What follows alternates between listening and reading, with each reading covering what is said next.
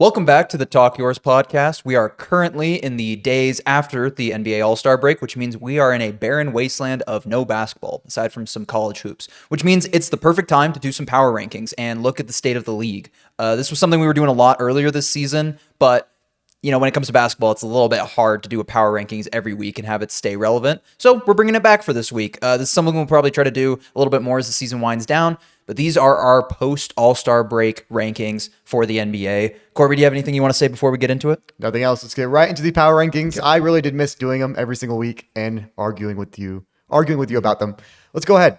Number 10, the Charlotte Hornets. Yes, I am prioritizing teams that have been really good as of recent in these power rankings, and the Hornets have been killing it. They've been looking like a legit team. Over the last decade, they've looked like a team that easy pickings. Like every time you go against them, you should win. That is not the case. Brandon Miller has been playing like a star in the last 15, 20 games. Con Cadopo has been doing this all year, but is staying consistent even with Brandon Miller back, even with LaMelo Ball back. LaMelo Ball is playing more like a role player. Miles Bridges is sometimes cool, sometimes just kind of fighting. Diabate, always fighting his ass off for a board. This whole team is amazing, and now they're about to add Kobe White. They have been great. At number 9, I have the Houston Rockets. It was a team that I had in the top 3 of like every single power rankings out after week 1. And they have kind of dropped down. I mean, offensively, they've still been technically great, but their efficiency over the last 2 months has been so bad. I think they ranked 29th in true shooting percentage. Now, if you get all those offensive rebounds, it doesn't matter. But I think some players need to step up. Kevin Durant's been great, but like Sengun, man, we need a little bit more from you. And every other role player is like the least efficient player in the NBA. A little bit of an exaggeration. But at number 8, we have the Minnesota Timberwolves. The Wolves have been great as of recent. I didn't really believe in them when we were doing our power rankings last. But Anthony Edwards, over the last 2 months, has been averaging like 30 points per game. He is carrying this team. And there's also been a Jaden McDaniels who's been good. Randall who's been good. Bones Highland's been good. Their new addition, Ayo Dosunmu, has been good. But it really is Anthony Edwards' team. And we just saw it over the All-Star break over the All-Star game that Ant is that guy. At number 7, the Denver Nuggets. Even without Jokic, they still kind of held up. They still kind of went only a little bit under 500. And now that Jokic is back, they have been killing it. They are easily like the best team offensively in the NBA. It's just unfortunate that their defense is so bad. But hopefully when Aaron Gordon comes back, Christian Brown really comes back, and they get all these guys, they can go back to the true contender that I think they will be. But yeah, Jokic has been amazing. Jamal Murray and Peyton Watson, you can't forget about him.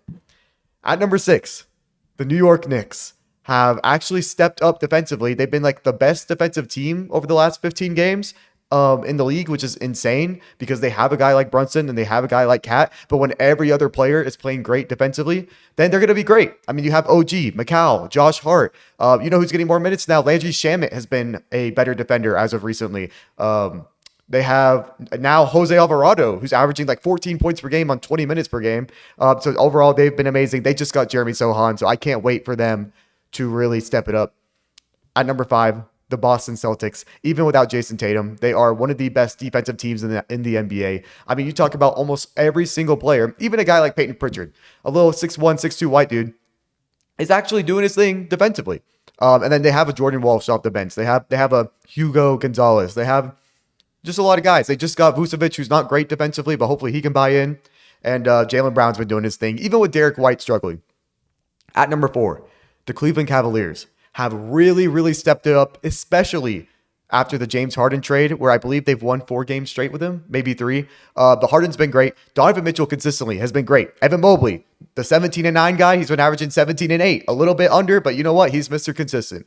He will consistently never do a lot for his team, unfortunately. But yeah, the other role players, Sam Merrill's been shooting like 55% from 3 over the last 2 months. When this team is on fire offensively, they are on fire in general. Jared Allen had like a 40-point game. Just incredible stuff from the Cavs. They are looking like the best team in the East right now. At number 3, I have the Oklahoma City Thunder. Yes, it's a bit low. I had them number 1 every single week, weeks 1 through 7. They won the championship last year. They were the best team last year, but as of recently, and unfortunately it is because of injuries, but as of recently, they have been struggling. Shea is now hurt. J-Dub's been hurt. Chet's like the only guy consistently showing up. Even their most consistent guys like AJ Mitchell this season, he's also been hurt, and unfortunately some other guys have not stepped up. At number 2, though, it's the San Antonio Spurs, the team that has beat the Oklahoma City Thunder 4 times this season.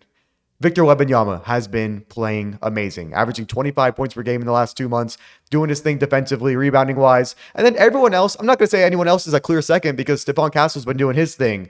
De'Aaron Fox obviously has been doing his thing. He was close to being an all-star. You got Julian Champagny just randomly going off. Harrison Barnes is going to be Harrison Barnes. You got Keldon Johnson, who's been looking like sixth man of the year. The Spurs are looking like true contenders. I can't wait to see them in the playoffs. And at number 1, the Detroit Pistons. I'm pretty sure they have the best winning percentage in the NBA right now, and it's for good reason. It's Cade Cunningham, it's Jalen Duren, and a whole lot of defenders, guys who will fight even the hottest of teams right now. In Jalen Duren and in obviously Beef Stew. Beef Stew has been great. Asar Thompson defensively. You got Ron Holland. You got, I don't even want to list all their players because it's just everyone playing good. It's good team basketball, but it's not a 2015 Atlanta Hawks. They have a legit star in Cade Cunningham, and hopefully he can go to the playoffs and show that he is the star we think he is. Well, I actually want to say I do really respect your power rankings. I went with a bit of a different criteria for mine, but based on the criteria you gave about recent success, I actually do think you put together a really solid power ranking. So kudos to you. Round of applause for Corbe. I appreciate that. I hope I can say the same for you. We'll see. I hope so too. All right. So I'm going to be going in my order, and what I prioritize a little bit more is overall performance this season and the teams that I think will be competing for a championship down the line. So I just want to give a quick shout out to 3 teams: Hornets, Suns, Clippers, teams that have played really well and exceeded expectations in their own ways at different points this season. I mean, you could say the Clippers haven't, but look at where they were at the start of the season. Look where they are now. Kawhi Leonard has looked like the best player in the world for about the last month and a half, and I think they definitely deserve a lot of credit for that. Suns have looked like a really solid team, and Hornets have been balling out recently. Now we're going to get into the top 10. And number 10, I have the Los Angeles Lakers. Now, this may seem a little bit low to some people, may seem a little bit high to some people. The Lakers have been overall a pretty mid team this season, but any team with Luka Doncic, LeBron James, and Austin Reeves, 3 playmakers who can get you a bucket anytime you want, I think is dangerous, and I think deserves to be respected in the sense of a playoff team and the sense of a team that no one really wants to run into in the first round. Secondly, number 9, not secondly. Number 9, I have the Houston Rockets. A little bit disappointing for me. This is a team I had going to the finals at the start of this year. This is still a team that I believe in the construction of the roster with regards to them, but no point guard has definitely hurt them a lot this year. Amen Thompson has been pressured at times when he's bringing the ball up the court, and this has cost them some games. Alperen Şengün has not taken the leap we expected him to, but Kevin Durant has been phenomenal, and overall, guys like Tari Eason, Jabari Smith Jr., even Reed Shepherd, they're doing their thing, and this is a team that if they can gel, once again, going to be dangerous come playoff time. Number 8, I have the Cleveland Cavaliers. Now, yes, the James Harden addition really excites me. Donovan Mitchell, been playing like a superstar. Evan Mobley has looked a little disappointing to me this year. I do still have them at 8 because they are one of the most talented teams on this list, especially towards the top. But Evan Mobley's got to give me a little bit more for me to consider them to be a true contender. But this is honestly the team out of the East that I would want to see win a championship the most. Number 7, I have the Minnesota Timberwolves, and it's very simple why I have the Timberwolves at this spot. Is their roster perfect? No. Do they have a true third option that would boost them to being a top championship contender? No. But what they do have is Anthony Edwards, and Anthony Edwards is a bad man. I said earlier this season, he needs to round into superstar form for them to be a true contender, and since then he's averaged almost 30 points a game. Maybe I motivated Ant. Who's to say? Number 6, I have the Denver Nuggets. Now, I'm a little bit higher on the Denver Nuggets than you are, and that's simply because I do believe their offensive firepower has shown time and time again that it will overcome their defensive flaws, but I do have them at the lower level of some of these top teams because of those defensive flaws. They have looked really poor on defense at different points this season, especially without Christian Brown and Aaron Gordon, so those guys are going to be really important to have throughout their playoff run. At number 5, I have the New York Knicks, a team that I honestly don't know what to make of a lot of times. Sometimes I think they're the best team in the East. Sometimes I think they might lose in the first round. But what they do have is they've got a lot of playmakers. They got a lot of guys who can get a bucket, and they got a lot of guys with a lot of talent. Big Purr, you're going to step up in the second half of the season. I believe in you. I was looking at your game logs the other day. You always step up after the All-Star break. I believe you're going to do the same, and I believe the Knicks are going to be better for it. Number 4, I have the San Antonio Spurs. The San Antonio Spurs have a generational superstar in Victor Wembanyama and a lot of pieces around him that work very well. Now, their guard-heavy lineup was something I questioned at the beginning of the season. I no longer question it. De'Aaron Fox has been great. Stephon Castle has been great. Even Dylan Harper's been doing his thing in his role and still getting minutes, which is important for a young player and number 2 overall pick. They also have Keldon Johnson as a potential 6th man of the year. They have Luke Cornett. They have a bunch of guys that they have surrounded around their superstar that aren't necessarily these great, phenomenal players that would go on their own team and dominate. But you put them around a guy like Victor Wembanyama, and this looks like a very dangerous team. At number 3, I have the Boston Celtics. Now, I am even taking into account the fact that we have not seen Jason Tatum yet this season. This is my ranking of the Celtics without Jason Tatum, so take that as you will. But this has been one of the best defensive teams in the NBA. Jaylen Brown has looked like a bona fide superstar. Very similar to the Spurs in a lot of ways, actually. A superstar doing most of the work surrounded by a bunch of pieces that just fit really well around him. It'll be interesting to see what happens when Jason Tatum comes back, but having one of the better offenses in the league and one of the best defenses without the guy that was considered to be your superstar and a top 10 player in the NBA, this is a team that I think could potentially run the table in the East. We'll have to see what happens because they're going to have to go through the next team on my ranking, and that is the Detroit Pistons.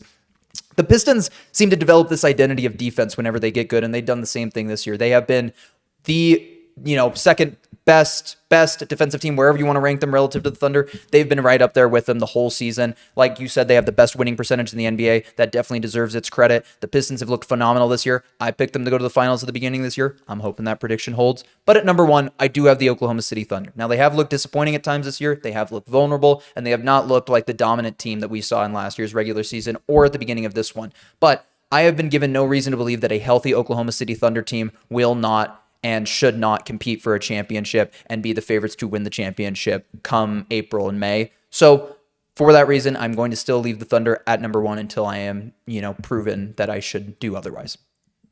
Okay, and there you have it. We just set the world record for most words per minute by an NBA podcast. Let's go! Come on, let's go. we told ourselves we put ourselves on a timer, so yeah, we wanted to say everything pretty fast. So I do think it's kind of funny that you only compared your list to mine a single time, and it was about the Denver Nuggets. I only have the Nuggets one spot under you, so it wasn't even like that much of a difference. I guess I am saying vocally. I don't know why I'm using that word, but I'm saying out loud that you're saying out loud. Really? Are you? Am I? Yeah. That the Nuggets defense is that bad. And I do think it is, but they've had a defense that is this bad in the regular season before and won a championship. So that's not me discrediting the Nuggets and saying they can't be a championship contender. However, it is pretty hard when you are in the last 2 months. Actually, it might be the whole year. I forget. But one of those two, they are the 29th ranked defense.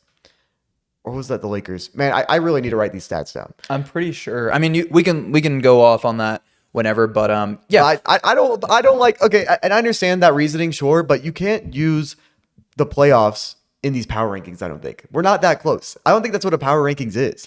I really think that if you look at teams right now, the Hornets are better than the Lakers. Right now, the Hornets are playing better than the Lakers. But overall, the body of work that has been shown this season, trust the Lakers to perform better than the Hornets. Not that I do not believe that the Hornets are not going to be good. Not that I don't believe the Hornets will not be. I do believe they will be a playoff team come April. But when it comes right down to it, the Lakers have star power that far exceeds almost any team on this list. Let's just be honest about that. They have redundant star power. They have a bunch of guys who all do the same thing. They have LeBron James and Luka Doncic. I still think, regardless of what you think about their fit together, that is a duo that is, talent-wise, better than any in the NBA right now. If the Boston Celtics with Jason Tatum and Jaylen Brown, if their third best guy, and it's obviously Reeves, but Reeves hasn't been playing much. If their third best guy is like Roy Hachimura, they're not winning any games. They're not winning any playoff series. You can't have this amount of redundancy in your team in the Lakers because Reeves, Braun, Luka, they do not play together. They don't. I actually feel like if you look back at when it was just Reeves on the team, when it was just LeBron, or if it was Luka and Reeves or whatever combination, they have like the same record. It's not like they've went on these huge streaks at all. They've always had this record, but they've always been bad net rating wise because they know how to win clutch games. And maybe you need to do that in the playoffs, but they're consistently also getting blown out, or they're consistently losing by 10 or 12. So obviously winning close games is important, but it's crazy how you're this far above 500 and your net rating is 0. It's basically 0.3. Or basically it is 0.3. It's basically 0. Gosh, some of the things. So sometimes we just can't talk. But yeah, the Lakers, yeah. I don't believe they are a positive team. I don't believe they're top 10. And I think whatever team they play in the playoffs, they are going to lose to. And it won't even. You think whatever team they play in the playoffs, regardless of if it's a Phoenix Suns, you think they'd lose to the Suns? Well, neither team's going to be like a 3 seed, so they can't match up. I'm saying in the possibilities of matching up, let's be real. The Lakers could be top 4. Do you think they could be the 3 seed? They'd have to play better. They are a game and a half behind the Nuggets for the 3 seed right now. And the Nuggets just got Nikola Jokic back. They did. But there is a world. Stop it. There is a world where the Lakers perform a game and a half better or 2 games better than the Nuggets to close out the season. Now, does that mean the Lakers are a better team? No. But does that mean that the Lakers just happen to perform better for 2 games out of the season that the Nuggets didn't? Let's actually look at how many times the Lakers play the Nuggets coming down the stretch. And let's say, the Lakers win their games against the Nuggets. So they play each other twice within the span of essentially 10 days, March 5th and March 14th. If the Lakers win both those games, that could be the difference between them being the 3 seed and not. But they won't. They're not going to win You can these say games. they won't, but again, I'm not. Look, the Lakers are below the Nuggets. I'm not saying the Lakers are better than the Nuggets. I'm saying the Lakers could run into a team that they could beat in the first round. I don't think it's fair to say they lose to anybody. The Nuggets do actually have the hardest schedule remaining. And the Lakers are... Where are the Lakers? Oh, they're 8th. So they still have a pretty hard schedule. Both teams do. I feel like it's every Western Conference team. But I don't see that being a thing. I don't. The Lakers, even when they become fully healthy, are going to be the exact same team because of how redundant it is. The Nuggets, when they actually get fully healthy, they will become a better team. And obviously, I'm saying they will become healthy. You never know if they will. Yeah, maybe Jokic gets another injury. The thing is, you can say there's redundancy, but Austin Reeves has proven that he can be a very effective slasher, and not necessarily slasher, but cutter and spot up shooter, and play that sort of tertiary role, and is willing to do so. I don't think the redundancy. It's not a good role, though. He's good at the role, but that's not where he's best utilized at. It may not be where he's best utilized at, but you can also make the argument that still benefits the team a lot. I mean, there's a difference between what benefits a player and what benefits a team. Does it benefit Austin Reeves and his stats and his ability to play in that role? No, but it still is a role that is necessary for the Lakers and a role that he's willing to play. Then your redundancy just becomes LeBron James and Luka Doncic. And then I feel like those 2 guys can figure out ways to work next to each other on the floor. They are both so cerebral. They're both so smart. They both have a high basketball IQ. I don't think it's impossible for those 2 guys to figure out a way to work as ball dominant players as they have at points this season, and also have Austin Reeves play a role where he is more of a spot up shooter, more of a cutter, and finds his points, his cool little 18-20 where the problem is that Luka and LeBron have had high basketball IQ for a year now. It's not like they're just randomly going to become even smarter and work even better off of each other. They've had a whole offseason. They've had a whole playoff series. They've had a lot to go. This is not some trade deadline move.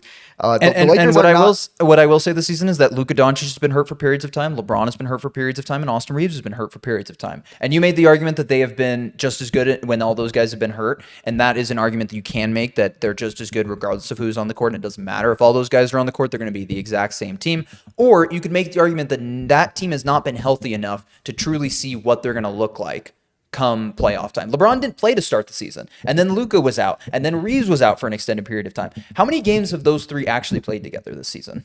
This season, not much, but they played last year, and they were good last year, but they have the chemistry. Clearly, because they showed how good they were last year, the chemistry doesn't just randomly drop off because you got DeAndre Ayton. But then your logic, they haven't played together a lot this year. They have chemistry from last year, but we should judge how the Lakers have performed this year as how those 3 will perform together in the playoffs.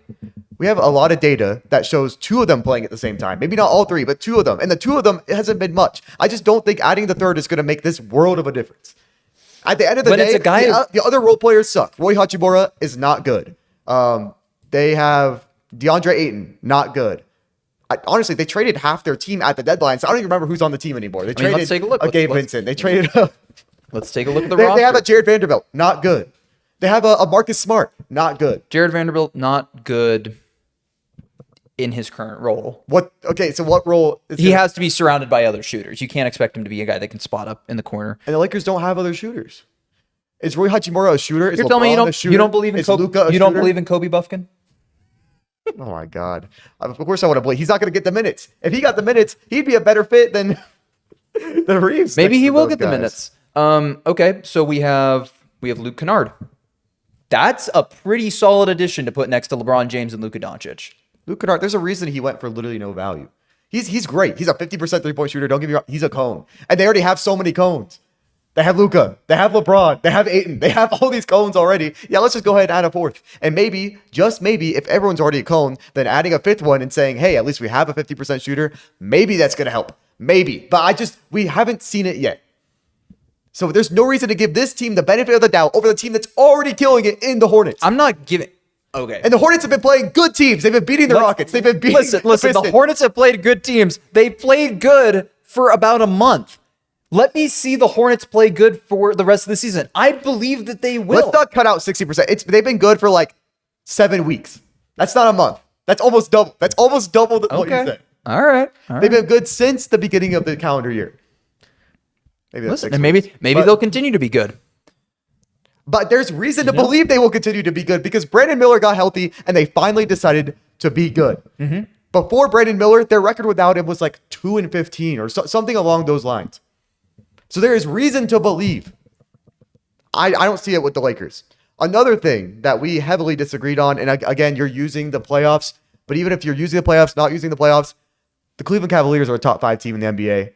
Because I guess I see how teams are playing now, and I can only assume, basing using the law of an object in motion stays in motion. The Cleveland Cavaliers, if they're going to be good right now. The All-Star break takes you out of motion sometimes. We see how teams perform pre-All-Star break and post-All-Star break, and that difference can be very vast, and that can be a very big difference. Let's use some examples. Yeah, now I put you on the spot. Yeah, Yes. Let's do specifically pre-All-Star break versus post. I don't have any specific examples, but we know that it happens. Let's go. Another win for me. The Cavaliers are that good. They have Donovan Mitchell. The Cavaliers are really good. The Cavaliers are really good.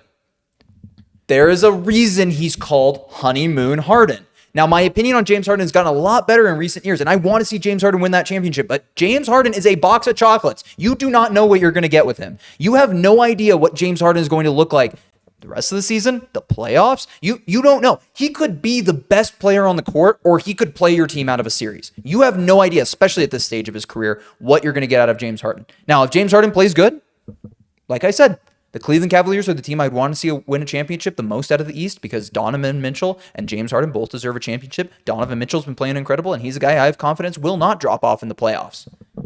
But I don't want to sit here and base my opinion on a team off of a body of evidence that spans about 5 games. Is it only 5 games? Because how many games have they played with Harden?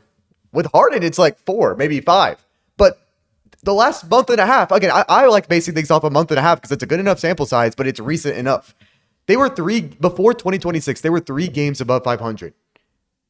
They are now 13 games. That's not just James Harden. Yes, sure, they're 4-1 in the month of February. They're 10-5 in January. No, they're playing great basketball right now. And I can continue to move them up this power ranking, but as they have performed the entire year, as I take that into account, like I said, my criteria is a little different than yours. I took into account how they performed the entire year, and you're taking into account more recency, and that is completely fair. But with how the Cavs have performed the entire year, they've looked like a play-in team at times, and they've looked like world beaters at times. But the New York Knicks are the definition of inconsistent because the first half of the season, they looked like the worst defensive team in the NBA, and now all of a sudden they're the best, and now you're trusting this? The New York Knicks went to the conference finals last year with this exact same roster. And the Cleveland Cavaliers won 65 games. And lost in the semifinals in the 5-game series. This is a power... this is a power rankings, though. This is the exact same roster. This is the exact same roster for the most part that the Knicks have. And this Cavaliers one's even better. They got rid of DeAndre Hunter, who was clearly a bum. Jalen Tyson's been playing better. They have guys who are playing better. Sam Merrill playing better. You're going to dog on your boy like that? Clearly a bum. You know how much this dude loved DeAndre Hunter and would ride for DeAndre Hunter? It's because I hold on to hope. I hold on to hope of players, but eventually you got to let it go. He just went to the Kings. Once you go to the Kings, your career's done for. That's just what it is. Oh man, the Kings. They also got a Dennis Schroeder. They got a Keon Ellis. I do want to do made moves. A quick dishonorable mention for the Orlando Magic, because how do you waste that much talent on your roster? The Magic looked like I don't even know, objectively really mid, but in the worst way possible. This is like it's incredible to have an all-in push and get a piece that looks like the perfect piece to fix your team. And you have Anthony Black balling out. You have Jalen Suggs balling out. You have Desmond Bane playing pretty solid. You have Paulo Banchero not doing his superstar thing that I thought he might do this season, but doing his Paulo Banchero thing. You have Franz Wagner, who has been hurt, but is doing his thing. Why are you this bad? Why are you still the 7th seed in the East with a losing record. I'm pretty sure they have a losing record. No, they don't have a losing record. It's definitely above 500. They're 3 games above 500. Okay, so it is above. They are above 500. But it's mid. It is in their last 10 games. They're 5-5. They're 10-14 away. They're 7-9 or 17-9 at home, which is pretty solid. They're 19-18 in conference play. This is a team that the Philadelphia 76ers should not be better than. I'm sorry.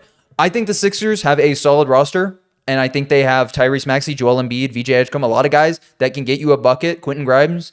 This is not a roster that should be better than this Magic roster, and I don't understand how so much talent is going to waste for Orlando. Yeah. I really don't.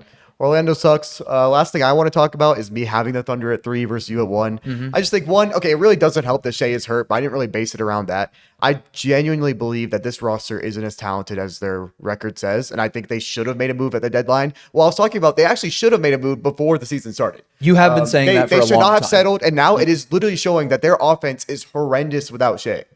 And if J-Dub's not on, I mean, like right now, Chet's their number 1 guy, and Chet cannot be a number 1 guy, even though he's an all-star. That's just not the type of all-star that he is.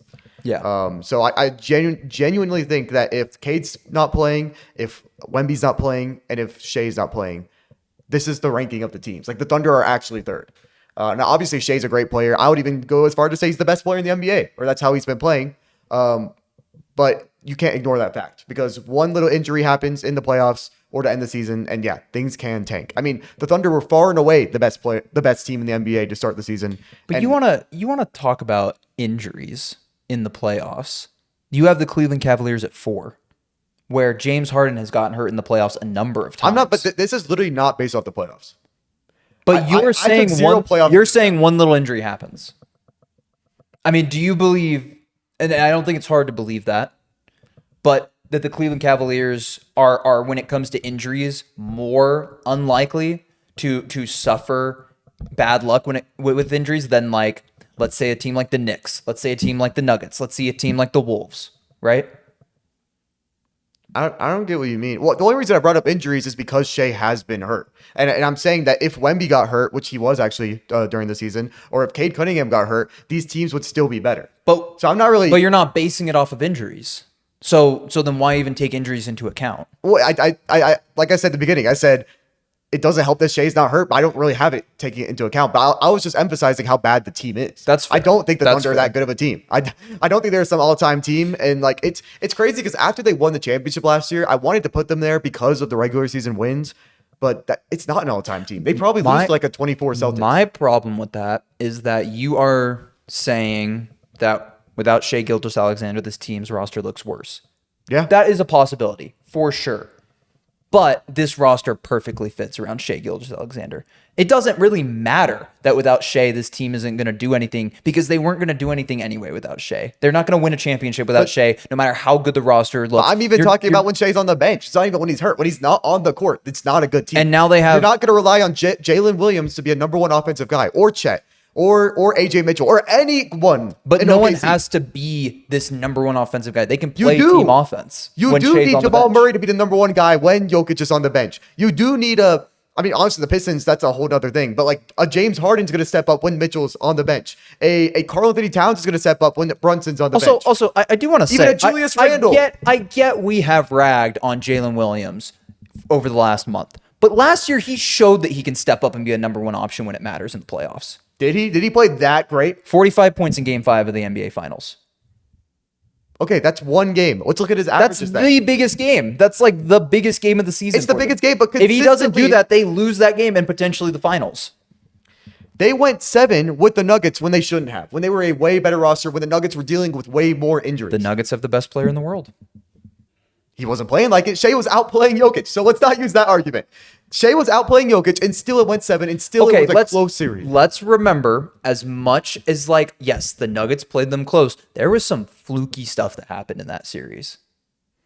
Yeah, and part of that was because of J-Dub and the rest of the OKC team. You could say it was fluky, and a lot of it actually was Chet as well. Chet missed the 2 free throws in Game 1.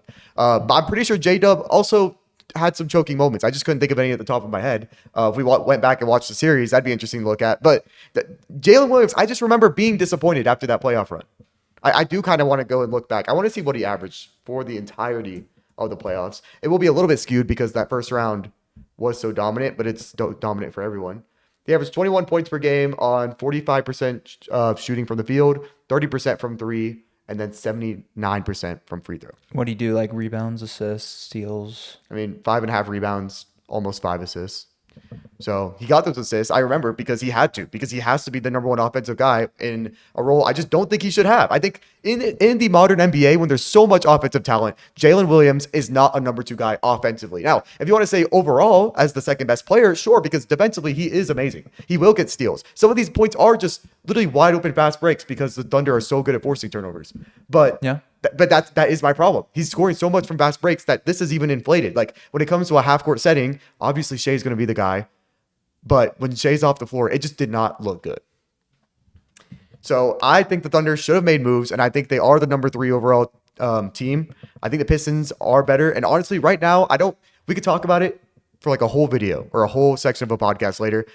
The Spurs are looking like the better team right now. The Spurs look like they're better than the Thunder, and in a playoff series, I might lean taking the Spurs, but there's no guarantee that the Spurs run into the Thunder. The Spurs are a team that is so young and so inexperienced that I hope that we get something great out of them in the playoffs, but I don't know what we're going to get out of them in the playoffs. I don't know how Stephon Castle or Keldon Johnson or Devin Vassell or these guys that have never been in a playoff scenario are going to look. I have confidence that Victor Wembanyama will look good. He's been playing in competitive situations for a very long time, and I do believe that he is going to perform as such, but I think they're also a team that could run up against a Minnesota Timberwolves in the first round or a team with another superstar, and they might get outplayed. These other guys might get outplayed in a playoff. There's no guarantee that the Spurs, necessarily run into the Thunder in a playoff series. It's just going to be hard because Wemby will not be outplayed. Wemby, you can tell when you're just watching him in the regular season, he is not going 100% because he knows that they are making the playoffs and he's going to give his all then. Right now, he's getting his teammates warmed up. Now, unfortunately, honestly, the one thing I hate about the Spurs is they cannot shoot threes. They are a terrible 3-point shooting team. Which fortunately does matter a little less in the playoffs.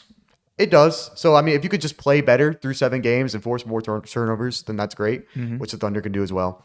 I don't want to rattle too. We have already been recording about 30 minutes, but yeah, those are our power rankings. We'll probably do another one, in a couple weeks, a month, even. Something like that. I think as we get halfway to whenever the end of the season is, which is probably like mid-March, right?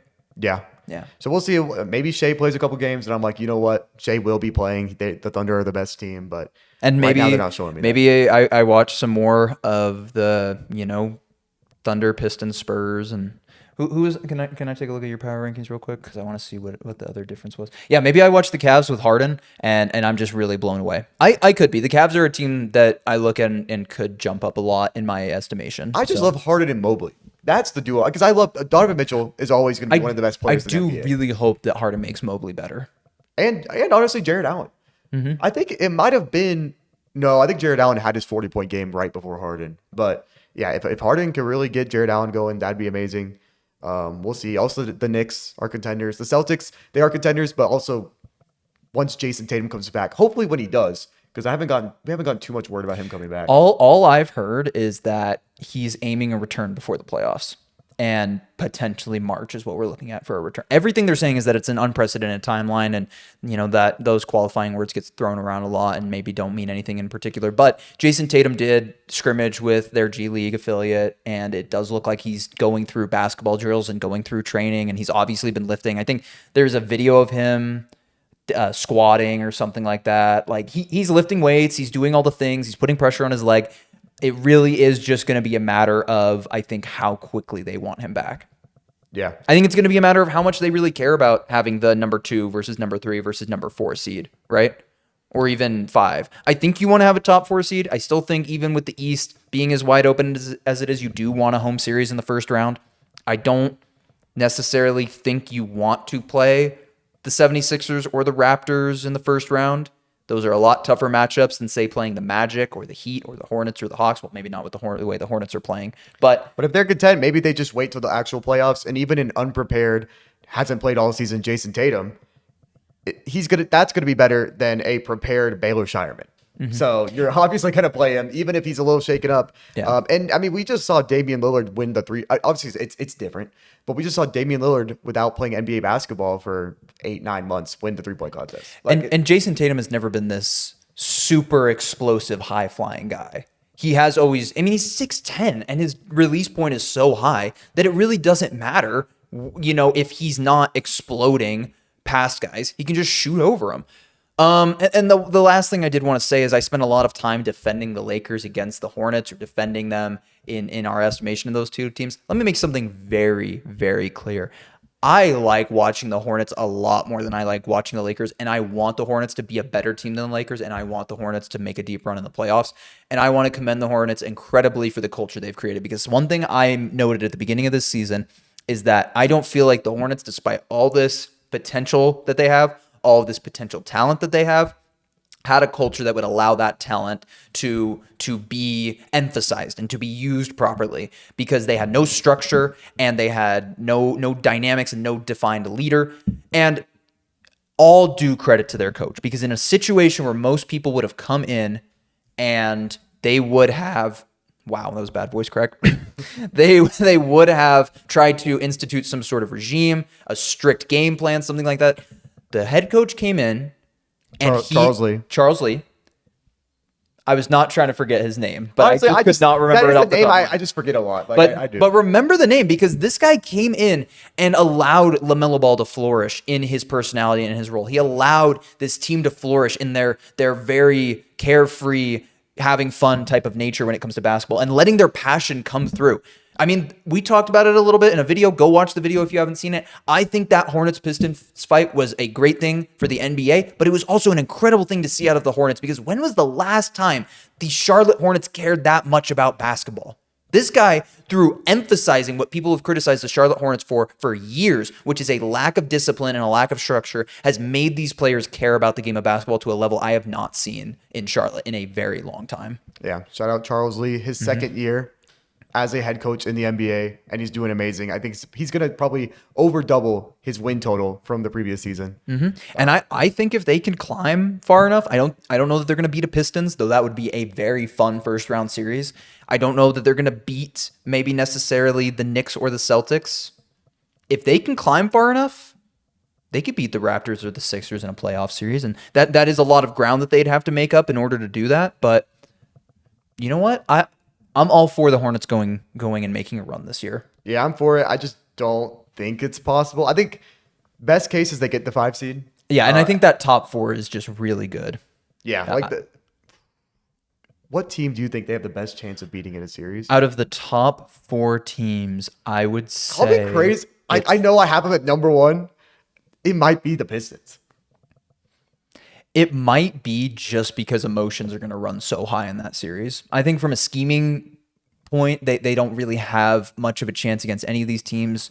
You could say maybe the Knicks because of their inconsistency, but the Knicks just have too much firepower. Yeah, the starting 5. They're the Nuggets of the East. You know what I mean? Like, they just have too much firepower in their starting lineup. Like, the Pistons are great, and I'm giving them credit. But offensively, if you talk about offensive firepower, the Hornets, you could argue, have more talent than the Pistons. Now, so the Hornets would have to buy in for even longer and consistently be a good defense. You would hope defense matters more in the playoffs, or if you're the Pistons, and if you're a Pistons fan and you have the best player in the series in Cade Cunningham.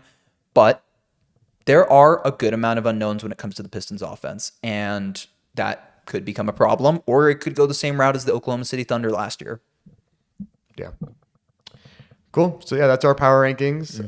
Pretty long power rankings, but I feel like we talked about a lot of good shit, a lot of emotions between the two of us. Let us know what you think in the comments. I'm going to really try to make a priority of responding to people's comments and engaging in conversations. I think that's something that is very important to us. It's something that I know is important to me, to just have those conversations and talk about basketball. And I love talking about basketball. That's why I'm here doing this podcast. So, yeah, leave your comments. Let us know what you think. Let us know if you disagree with anything, or if you really agree with something one of us said and really disagree with the other one. And you know what? We're going to have a conversation with you. Yeah. All right, cool. Peace out.